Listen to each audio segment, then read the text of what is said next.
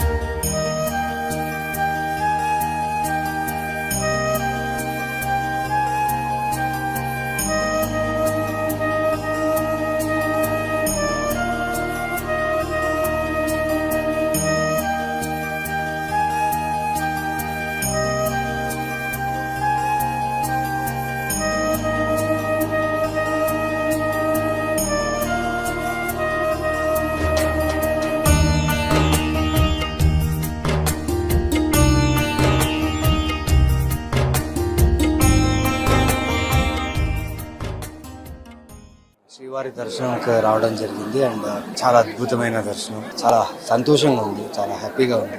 కొంచెం గ్యాప్ పడింది, shootings busy ఉండడం వల్ల 2 years అయింది దర్శనం చేయకుండా. సో ఆయన పిలిచేశారు, వచ్చేసాను అండ్ చాలా బాగా దర్శనం, చాలా హ్యాపీగా సంతోషంగా ప్రశాంతంగా శాంతంగా వెళ్తున్నాం. సో ఏడుకొండల వారికి ఇక్కడున్న ప్రపంచంలో ఉన్న అందరు భక్తులకి అందరికీ ఆయన ఆశీస్సులు ఉండాలి, ఆయన బ్లెస్సింగ్స్ ఉండాలని కోరుకుంటున్నాను. గోవింద ఇప్పుడు గేమ్ చేంజర్ రిలీజ్ అవుతుంది January 10th. సో అది కూడా వేడుకున్నాం.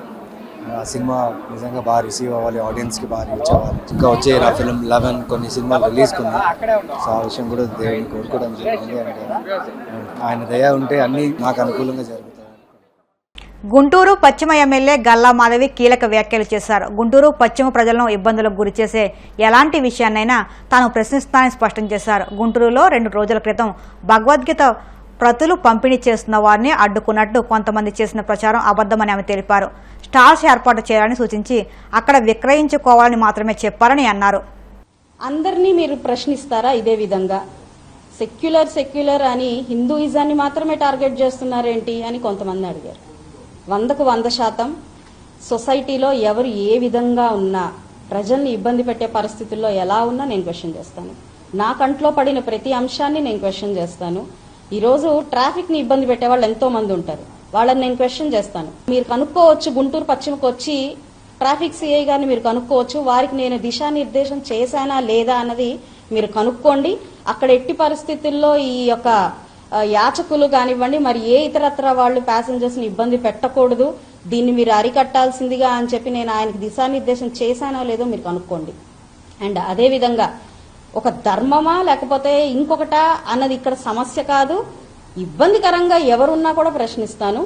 అండ్ నా మర్యాద గురించి, లేదంటే నేనిచ్చే మర్యాద గురించి చాలా మంది క్వశ్చన్ వేశారు. ఇక్కడ గురువులు ఉన్నారు, మీరు గమనించవచ్చు, వారిని అడగచ్చు. ఎప్పుడైనా వారితో నేను అగౌరవంగా కానీ అమర్యాద పూర్వకంగా కానీ ప్రవర్తించాను. గురువులు కాదు, పెద్దలు కాదు, చిన్న పెద్ద, లేదంటే జాతి మత, లేదంటే ధనికుడు పేద, ఇలాంటి ఏ ఒక్క అంశాన్ని నా మనసులోకి నేను ఎప్పుడు తీసుకోను. అసలు అంత కుసంస్కారిని నేను కాను. చాలా అత్యంత సంస్కారంతో ఒక హిందూ ధర్మాన్ని అత్యంత పవిత్రంగా చిన్నతనం నుంచి పాటిస్తున్న కుటుంబం మాది. అలాంటి కుటుంబంలో నుంచి వచ్చి ఏ ఒక్కరికి అమర్యాద పూర్వకంగా ఎప్పుడు ప్రవర్తించింది లేదు.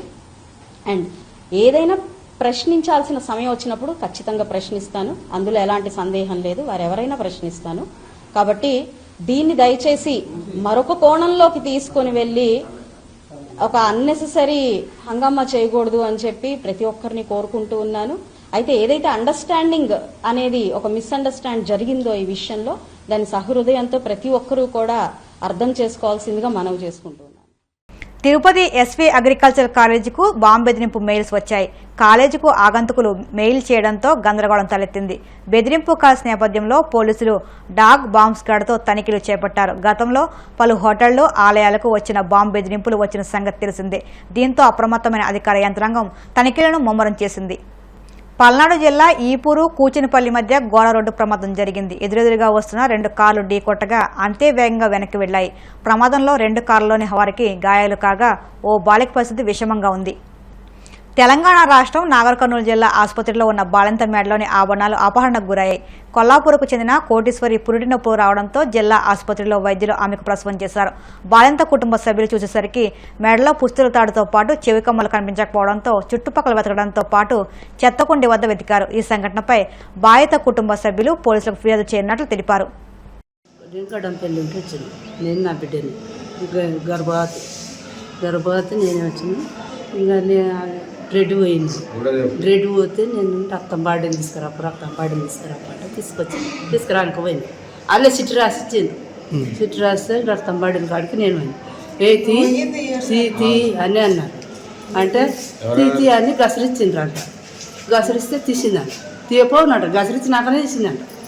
ఆ బెడ్ పోతుంటే ఆమె ఇట్లా చీర పట్టుకుంటే ఇంకా ఎందుకు తీయవు, ఎందుకు ఇంకా తీయవు, బెడ్ పోతుంది, ఆపరేషన్ చేయాలి అని అప్పుడు చెప్తుండ్రు. అప్పుడు చెప్తే నేను ఎక్కదాన్ని ఉన్నా ఉరుకులాడుతున్నాను. నన్ను ఒకదాన్ని ఉరుకులాడుతున్నాక నేను దాస తప్పినాను. ఆమె దాస తప్పి కాడ పెట్టిందంట. సూదుల కాడ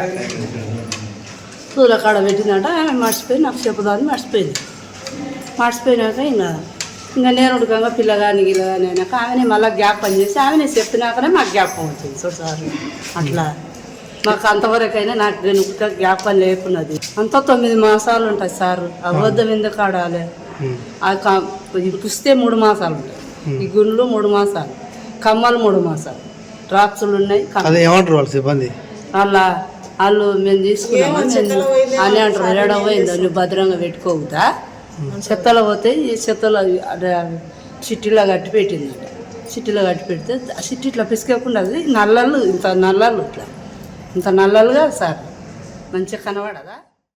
Kakinada urban development authority chairman Tummala Babu ప్రమాణ స్వీకార కార్యక్రమంలో అపశృతి చోటు చేసుకుంది. పరిమితికి మించి జనం వేదిక మీదకు చేరుకోవడంతో స్టేజ్ ఒక్కసారిగా కుప్పకూలింది. దీంతో స్టేజ్ మీద ఉన్న నేతలు అందరూ కింద పడిపోయారు.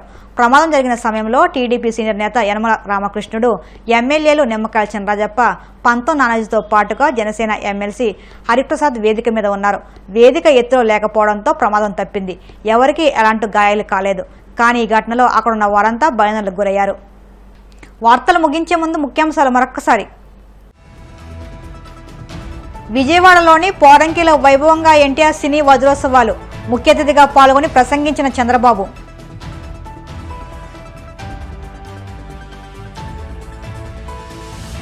దివీస్ అరబిందో ఫార్మా కంపెనీల వల్ల నష్టపోతున్నాం. కాకినాడ కలెక్టరేట్ ఎదుట మత్స్యకారుల ఆందోళన.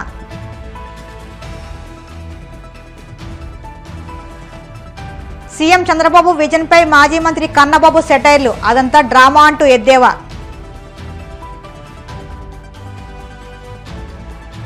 తిరుపతి ఎస్వి అగ్రికల్చర్ కాలేజీకు బాంబు బెదిరింపు మెయిల్స్. డాగ్ స్క్వాడ్తో ముమ్మరంగా దర్యాప్తు. ఈ వార్తలు ఇంతటితో సమాప్తం. మరిన్ని వార్తల కోసం BCN digital YouTube channel, Facebook పేజీని ఫాలో అవ్వండి. అప్డేట్ వార్తల కోసం ప్లీజ్ సబ్స్క్రైబ్.